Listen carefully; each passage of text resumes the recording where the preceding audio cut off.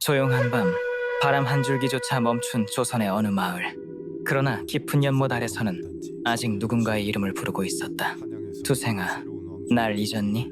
한 남자의 죄, 한 여인의 저주, 그리고 피로 이어진 인연.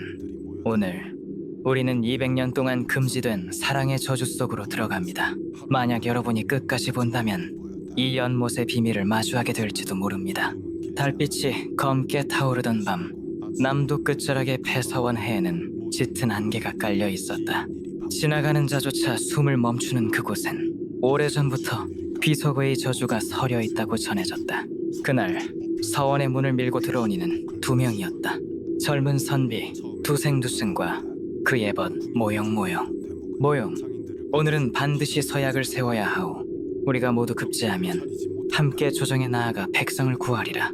두생이 등에 맨 등불을 걸며 말했다. 서약이라. 모용의 음성이 낮고 굳었다. 이곳이 어떤 곳인지 아시오? 예로부터 귀가 산다던 폐서원이라 하지 않았소? 허허, 귀 따위가 어디 있겠소? 인상이란 두려움을 뚫고 뜻을 세우는 법. 두생은 웃었다. 하지만 그 웃음 뒤엔 묘한 불안이 있었다. 그 순간 문틈 사이로 씩하고 찬바람이 스쳤다. 등불이 흔들리며 불꽃이 푸르스름하게 변했다. 두 사람은 오래된 강단 위에 앉아 붉은 천 위에 손가락을 찢어 피를 떨어뜨렸다. 오늘 하늘과 귀신 앞에 서약하노라. 한 사람이라도 배신하면 그 피로써 대가를 치르리. 두생의 음성이 울렸다. 모용은 잠시 머뭇거렸다. 하지만 두생의 눈빛이 너무 강렬했다. 결국 그는 손가락을 베어 피를 떨어뜨렸다. 피방울이 천 위에서 뒤섞이자 서원하니 욱하고 미묘하게 울렸다. 바람이 멈추고 먼지 속에서 희미한 여인의 웃음소리가 들려왔다. 누구요? 모용이 칼집에 손을 올렸다.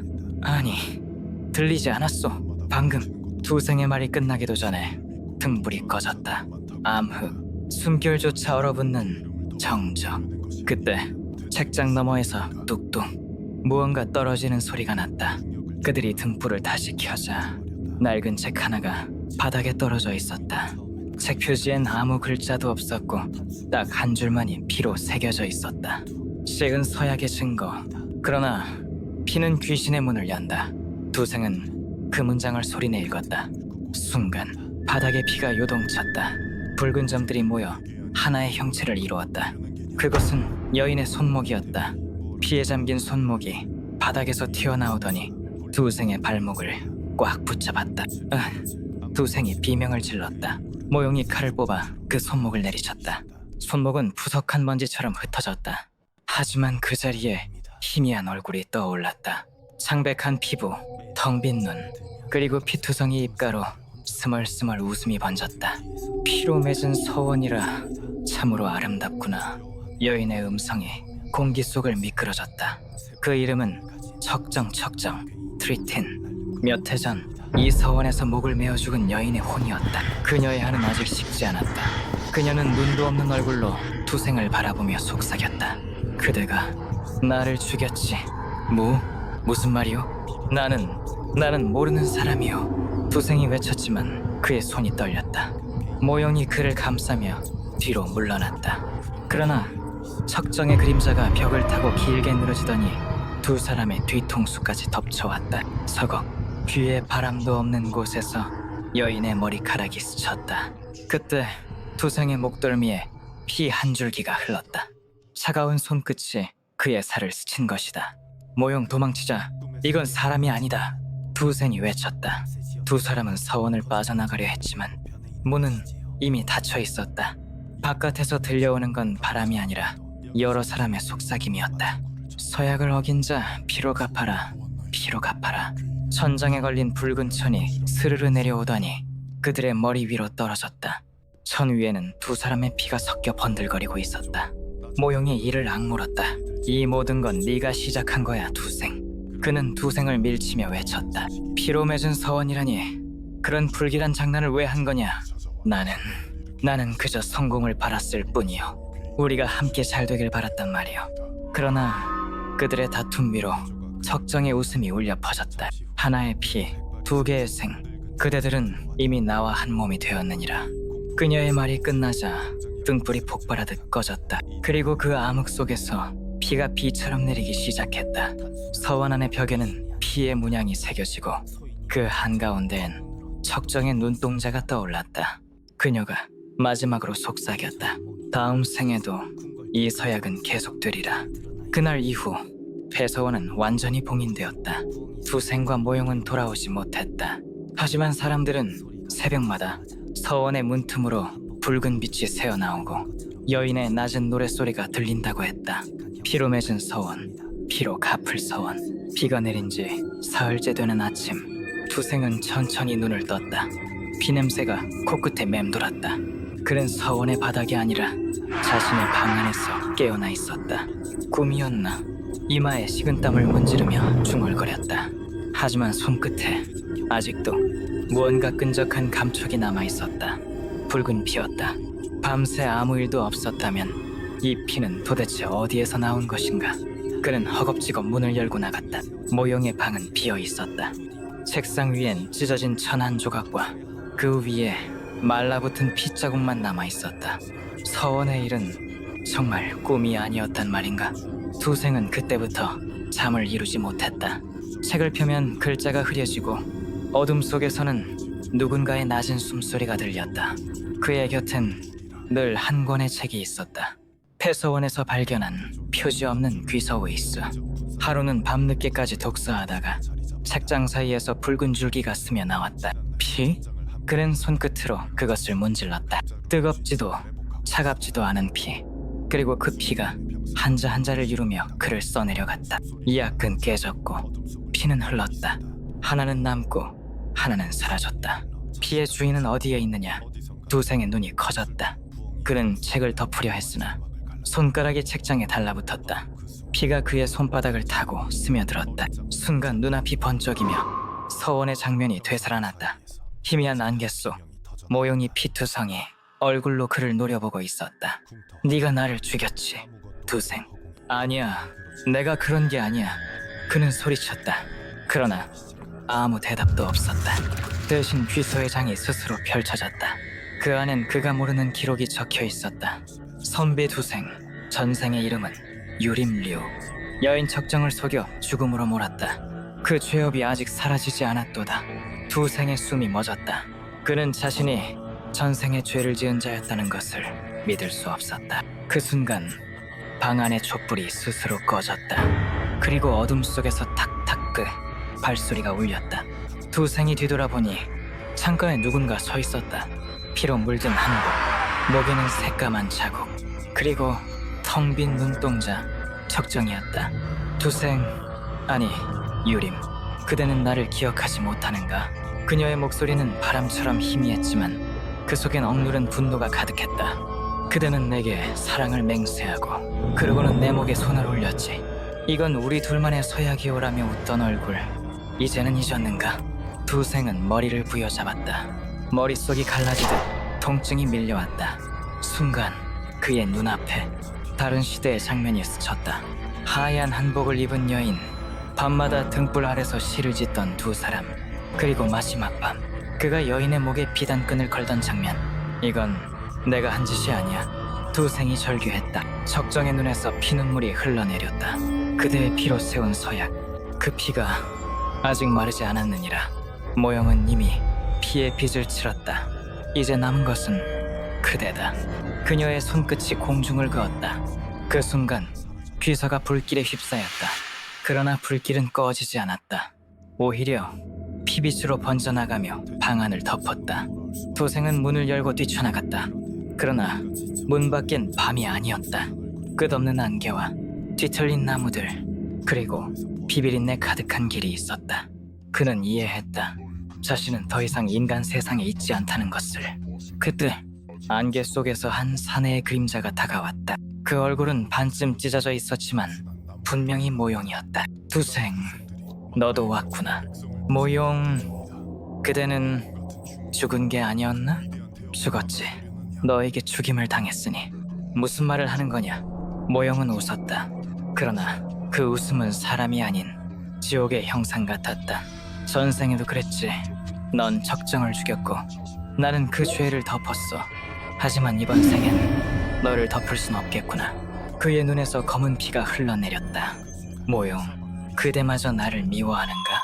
두생의 목소리가 떨렸다. 미움이라기보단 운명이겠지. 우리 셋은 이미 피로 묶인 존재야. 그 피가 마르는 날 모두 끝나겠지. 그 말이 끝나자 모용의 몸이 허공에 녹아 사라졌다. 그리고 남은 건 귀서 한 권뿐이었다. 그 책 위에는 새로운 글귀가 떠올랐다. 피의 서약은 아직 끝나지 않았다. 남은 피 한 방울이 흘러야 한다. 두생은 책을 덮었다. 그의 눈은 광기에 젖어 있었다. 좋아, 피가 원한다면 이번엔 내가 먼저 찾겠다. 그는 피 묻은 손으로 붓을 들고 귀서의 마지막 장에 이렇게 썼다. 피로 맺은 서약, 피로 끝내리라. 그리고 문 밖의 어둠 속으로 사라졌다. 그가 향한 곳은 다시 그 폐서원이었다. 그날 밤 바람이 서서히 일어나며 낡은 기와 지붕을 울렸다. 달그락 달그락. 그 소리는 마치 죽은 자의 손톱이 지붕을 긁는 것 같았다. 멀리서 들려오는 밤의 북소리는 장송곡처럼 느릿하게 울렸다. 두생은 책상 앞에 앉아 있었다. 그의 시선은 오래된 그림 한 폭에 멈추어 있었다. 그림의 제목은 매화 아래의 직정. 붉은 옷을 입은 여인이 흰 매화 아래 서 있는 모습이었다. 하지만 오늘 밤 그 그림은 달랐다. 종이의 틈새에서 피 한 줄기가 스며나와 천천히 흘렀다. 두생은 눈을 크게 떴다. 이럴 리가 없어. 내가 그 그림을 이미 태워버렸는데. 그러나 피는 멈추지 않았다. 그림 속 여인의 눈이 천천히 열렸다. 그녀는 그림 밖을 응시하고 있었다. 그 순간 공기를 타고 희미한 자장가가 들려왔다. 그 소리는 마치 물속에서 부서지는 듯 찌그러진 음성으로 중얼거렸다. 두생아, 날 잊었니? 직정이야. 두생의 심장은 미친 듯이 뛰었다. 그는 뒷걸음질을 치다가 무언가 젖은 것을 밟았다. 그것은 붉은 발자국이었다. 물과 피가 섞인 발자국들이 복도 끝까지 이어지고 있었다. 그 끝은 바로 연못. 작년 이맘때 한 여인의 시체가 떠올랐던 그곳이었다. 두생은 등불을 들고 천천히 그 흔적을 따라갔다. 붉은 연못. 달빛은 구름에 가려 있었다. 빛이 닿지 않는 연못은 어둡고 깊었다. 썩은 연꽃잎 사이로 피비린내가 섞인 바람이 불었다. 두생은 연못가에 서서 속삭였다.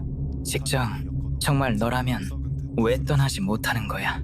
순간 물결이 잔잔히 흔들렸다. 그리고 하얀 손 하나가 물 위로 떠올랐다. 그 손은 그의 목덜미를 부드럽게 쓰다듬었다. 넌 나의 생명을 앗아갔어. 그래서 나도 네 숨을 데려가야 해. 두생은 온몸이 굳었다. 그 손을 따라 여인의 얼굴이 천천히 떠올랐다. 머리카락은 물에 젖어 검게 늘어졌고 눈동자엔 인간의 빛이 없었다. 그녀는 직정 시에였다. 피로 물든 붉은 의복, 찢어진 살결, 그리고 웃음. 내가 귀신이 되어서라도 널 찾아오겠다고 했잖아. 연못이 끓기 시작했다. 수면 아래서 수십, 수백 개의 얼굴이 떠올랐다. 그들은 모두 눈을 뜨고 있었다. 그 중엔 아이도, 노인도, 병사도 있었다. 이건 뭐지? 두생이 비틀거리며 물러나자 그의 그림자가 달빛 아래 길게 늘어졌다. 하지만 그 그림자는 따라오지 않았다. 그림자는 멈춰서 미소를 지었다. 너는 첫 번째가 아니다, 두생아. 전생에 너, 두현두션, 이 바로 나를 불태운 자였지. 그 죄가 아직도 남아있다. 그 목소리는 낮게, 그러나 또렷했다. 두생은 무릎을 꿇고 숨을 헐떡였다. 그의 목 주위에 붉은 실한 가닥이 스르르 감기기 시작했다. 직정은 눈을 감고 피눈물을 흘리며 속삭였다. 이번 생에 널 용서해줄게. 하지만 네 영혼은 이 연못 아래에서 영원히 나와 함께해야 해. 물결이 터지듯 연못이 붉은 안개를 토해냈다. 수천 개의 연꽃잎이 썩어 떨어지며 붉은 회오리를 만들었다. 등불이 꺼지고 세상이 멈췄다. 그 다음 날 새벽이 밝았다.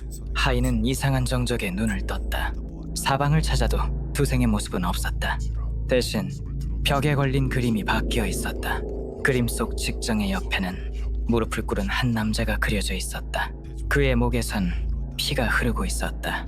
그 남자의 얼굴은 분명 투생이었다. 그날 밤 마을 전체가 기이하게 조용했다. 개 한 마리 짖지 않고 바람 한 줄기도 불지 않았다. 다만 두 가문의 사당에서 은은한 북소리만 울렸다. 腾, 腾, 腾. 그 소리는 마치 누군가의 심장처럼 무겁고 끈적하게 뛰고 있었다. 사당의 어둠. 사당 안에는 수백 년간 금단으로 봉인된 있었다. 그 문서를 지키는 이는 오직 두 가문의 장자뿐이었다. 그러나 그 장자, 바로 투생두성은 이미 한 줌의 재가 되어 그림 속에 갇혀 있었다. 그날 새벽, 장지기를 맡던 늙은 하인은 사당 앞에서 이상한 것을 보았다. 피로 물든 종이, 그리고 그 위에 새로 적힌 이름 하나. 투시 알시떼 투생. 늙은 하인은 그 즉시 달아나려 했지만 사당문은 스스로 닫히고 천장에서 피비린내가 떨어지기 시작했다. 피의 계약은 아직 끝나지 않았다. 그 목소리는 남자도 여자도 아니었다. 오히려 수백 개의 혀가 동시에 속삭이는 것 같았다. 200년 전의 진실. 200년 전 두 가문은 조선 왕실의 밀명을 받았다. 악귀를 봉인하라. 그 악귀의 이름은 직정지. 사람의 감정을 짜내어 실처럼 엮고 그 실로 혼을 묶어 죽이는 귀신이었다. 당시 봉인의식을 주관한 이는 젊은 제사장 두현도, 그리고 그의 연인 무당 직정이었다. 둘은 서로를 사랑했지만 봉인의식의 제물은 바로 무당의 심장이었다. 두현은 명을 따랐다.